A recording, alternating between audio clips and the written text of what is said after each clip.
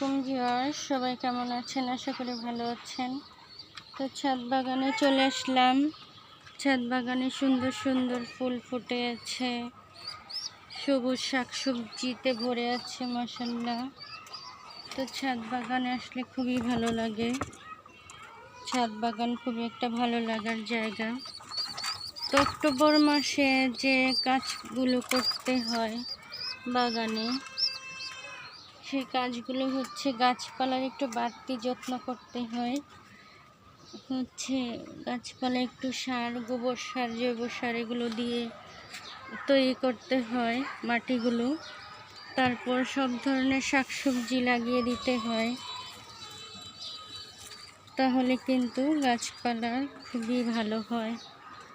লাউ গাছ, তারপরে কুমড়া গাছ, শসা গাছ, সব কিছুতেই একটু বাড়তি পরিচর্যা করতে হয়। আর চারা গাছ তৈরি করতে হয়। আমি চারা গাছ তৈরি করে নিয়েছি, অনেকগুলো মরিচ করেছি এবার চারা। তো বেগুনগুলো ধরেছে, বেগুন পাকলে বেগুনের চারাও করে নিব। পুঁইশাকের বিচি হবে। আর ধুন্দুলের বীজ হয়ে গেছে, ধুন্দুল গাছ অনেক আছে বাগানে।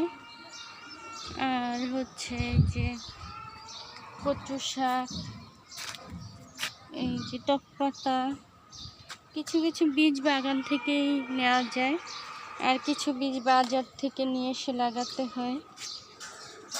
তো এই যে ফুল গাছ, তারপরে বিভিন্ন ফলের গাছ কিন্তু ডাল লাগালেই হয়। তো সেক্ষেত্রে একটা দুইটা গাছ কিন্তু আমরা বাড়াতে পারি ডাল লাগিয়ে। তো এদিকে লেবু গাছ আরও আছে, মরিচের গাছ ফুল এসেছে, পেঁপে গাছ, সব গাছেরই জৈব সার দিতে হয়, তো বাড়তি যত্ন করতে হয় গাছপালার। আর ফল গাছের একটু বেশি পরিচর্যা করতে হয়, কিছু রাসায়নিক সার ব্যবহার করতে হয়, তাহলে কিন্তু সুন্দর শাকসবজি ফলমূল হয়ে থাকে।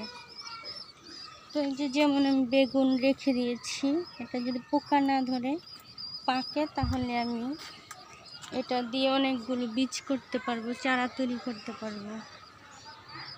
বাজার থেকে প্রথমে বীজ কিনে তারপরে কিন্তু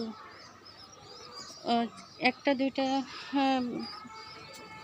ফল রেখে দিলে কিন্তু অনেক বীজ পাওয়া যায়, সবজি রেখে দিলে বীজ পাওয়া যায়।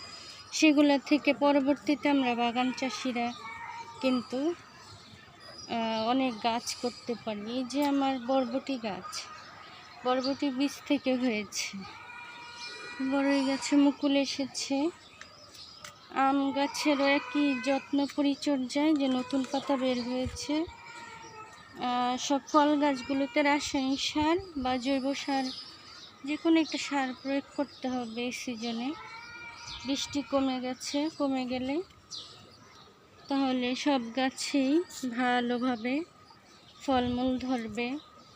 এখন আসলে ফলমূল ধরার সময়, এই সময়টাতেই কিন্তু গাছের একটু বাড়তি পরিচর্যা করতে হয়। যে পোশাকগুলো সুন্দর খাওয়ার উপযোগী হয়েছে আবারও। আর এই যে ধুন্দুল সবজি তো খুব সহজেই হয়ে যায়, কোনো যত্ন করতে হয় না, কিছুই করতে হয় না, গাছ হলেই হয়। আমার সিম গাছও বড় হয়ে গেছে, অনেক জায়গাতে লাগিয়ে দিয়েছি। তো এই যে শীতকালীন শাকসবজি কিন্তু আমার অনেক হয়ে গেছে। আবার কিছু গাছ চারা বীজ আনতে হবে, বৃষ্টির জন্য কিন্তু এবার কিছুই করা যাচ্ছে না। তাও কিন্তু যা আছে মাশাআল্লাহ আলহামদুলিল্লাহ, সবাই কিন্তু ছাদ বাগান থেকে অনেক কিছু পায়, প্রতিদিনই হারভেস্ট করা যায় অর্গানিক শাকসবজি। যেটা বাজারেগুলো কীটনাশক দেওয়া থাকে, কেমিক্যাল দেওয়া থাকে, সেগুলো কিন্তু আমরা খুব সহজেই বাগান থেকে ফ্রেশ ফুডটা খেতে পারি। একটু কষ্ট করতে হয়। আমি অবশ্যই বছর তেমন কিছু করতে পারি নাই, অসুস্থতার জন্য চিকুনগুনিয়া হয়েছিল, এখনও তেমন কিছু করতে পারি না। তো আস্তে আস্তে একটু একটু করে কাজ করতে হবে। যেমন একটু মাটিগুলো রেডি করতে হবে নতুন গাছ বসানোর জন্য। কিছু লাল শাক, পালং শাক, ডাঁটা শাক, এসব শাকসবজি শীতকালে বসিয়ে দিতে হবে। তারপরে আরও শসা গাছ এবার 2বার বসালাম, বৃষ্টির জন্য হয়নি।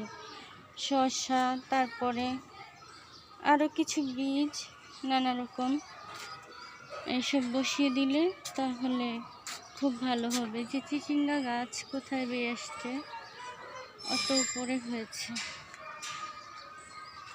তো অনেক কিছুই দেখালাম। সবাই আমার ইউটিউব চ্যানেলটাকে সাবস্ক্রাইব করে দিবেন। ভালো লাগলে লাইক, কমেন্ট, শেয়ার করে পাশে থাকবেন। সবাই ভালো থাকবেন। আমি নতুন, সাবস্ক্রাইব করে দিবেন সবাই। তো আজকের মতো এ পর্যন্তই। পরবর্তী ভিডিওতে দেখা হবে। আল্লাহ হাফেজ। ভালো থাকবেন সবাই। আসসালামু আলাইকুম।